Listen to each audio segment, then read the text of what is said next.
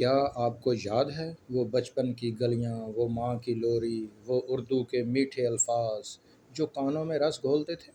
السلام علیکم۔ آپ دیکھ رہے ہیں پاک گلوبل اردو ٹیچر، اور آج ہم اس رشتے کی بات کریں گے جو ہمیں سات سمندر پار بھی اپنی جڑوں سے جوڑے رکھتا ہے، یعنی ہماری زبان اردو۔ یہ صرف ایک زبان نہیں، یہ ہماری تہذیب، ہماری تاریخ اور ہم پردیسیوں کی سب سے بڑی پہچان، یعنی اوورسیز پاکستانیوں اور اردو سے محبت کرنے والوں کی سب سے بڑی پہچان ہے۔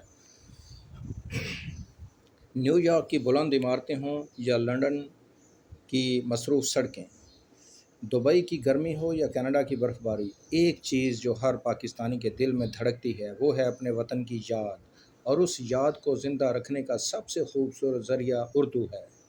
جب اوورسیز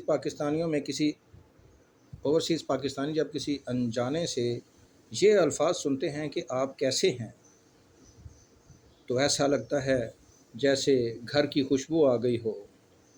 اردو ہمیں تنہائی میں بھی اپنوں کا احساس دلاتی ہے، لیکن ایک سوال جو ہمیں پریشان کرتا ہے، کیا ہمارے بچے بھی اسی مٹھاس کو محسوس کر پائیں گے؟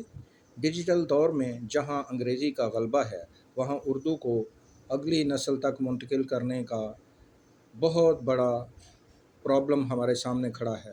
پاک گلوبل اردو ٹیچر کا مقصد بھی یہی ہے کہ ہم آپ کے گھروں میں اردو کی شمع روشن رکھیں، تاکہ ہمارے بچے صرف ہیلو نہیں بلکہ السلام علیکم اور آداب جیسے خوبصورت الفاظ کہنے اور ان کی گہرائی کو سمجھنے کا ادراک بھی کر سکیں۔ اردو اب صرف کتابوں تک محدود نہیں رہی۔